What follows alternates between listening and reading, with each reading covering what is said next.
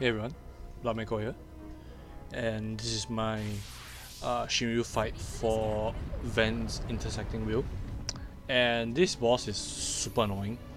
Right off the bat, you will notice that he actually put up a abnormal field, and basically you can't go into summon. Simple as that. Along the different thresholds of the fight, I believe it is the HP threshold and not the sorry, it is the force gauge threshold, not the HP threshold. The HP threshold is stat gains and debuffs basically. And the reason why I say the reason why I put the Raijin Core is basically to dodge the debuffs. It's super annoying to deal with. It can paralyze. I think it's like a range of debuffs. But yeah, so I'm just gonna put the Raijin Core up, and it's just gonna miss me every single time it tries to do that. Simple as that. Now the reason why I actually brought Arif is because I need to charge the gauge up super fast. I'm trying to... Basically this team comp of mine is just to ignore all the mechanics of this fight. Debuffs means the... what do you call it? Increase defense to... I believe it's magic and physical. I don't care about it either because I don't hit 30%. So yeah, and beyond that, I can't even be bothered because the force gauge doesn't go beyond I think 27%, something like that. So it's a very low. So I just fast forwarded most of me charging the gauge and swapping out with Luna Freya. I also just use her to charge the gauge. For Aerith, you want to charge it to about maybe 80. Swap for Luna Freya if you have one or whoever that you can find, and then just charge up a bit more so that when it's Tifa's turn, you can just straight away go into the FR, into the FR move. So the nice thing about Luna is that she actually gives 3 turns to everyone if she's on extreme left. So Kain can do his full setup and go into the sky as well. And after that, Tifa can, Tifa has 3 turns, so she can go into her FR move and then into her burst and then into whatever move that you want to carry on with. Preferably just to charge up the gauge with her S2 and then go into the burst, which is what I did.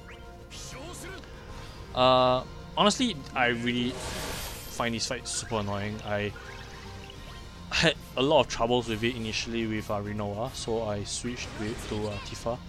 Did not use the usual Kain and Core combo because I don't think they can charge up the gauge fast enough. I'm not sure if you can just bring a Holy and Chan and then see if you're able to do damage, because this boss is weak to Holy. Let me just take a look. I believe it is weak to Holy because of it being in Vann's intersecting wheel and all. Okay, it's not exactly weak to Holy, but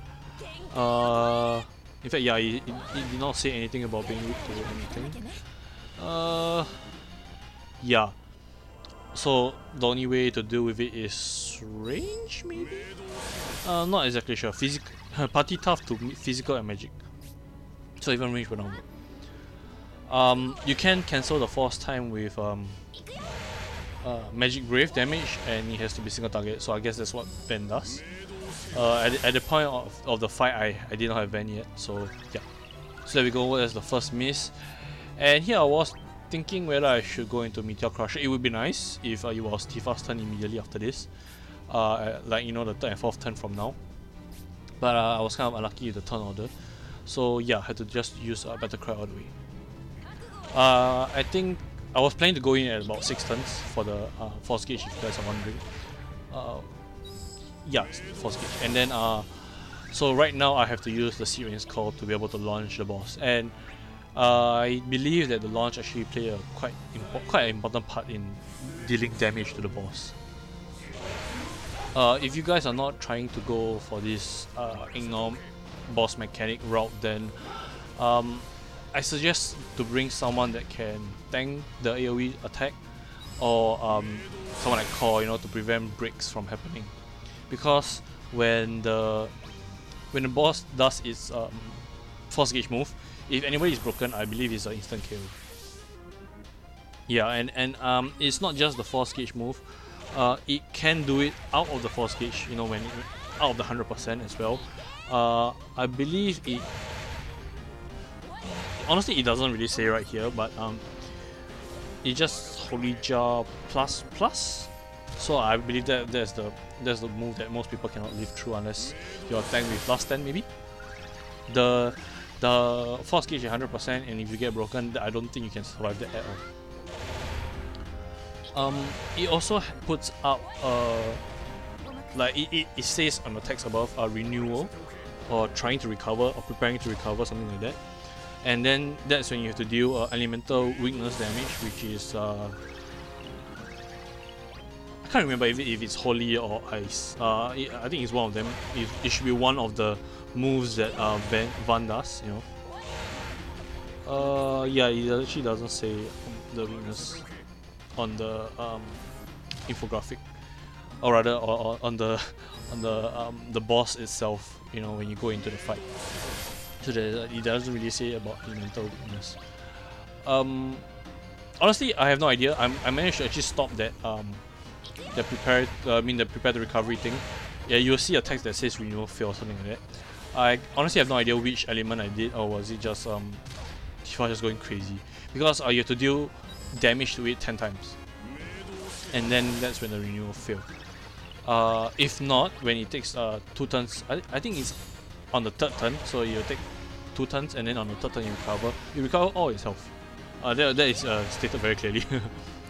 So yeah, taking limited, I think acting 2 times triggers renewal. So once the boss takes 2 turns, then the 2nd turn, then it should trigger renewal, and that it restores all the HP 3 times. So I'm not exactly sure how it works, but yeah, you do not want to let it go off.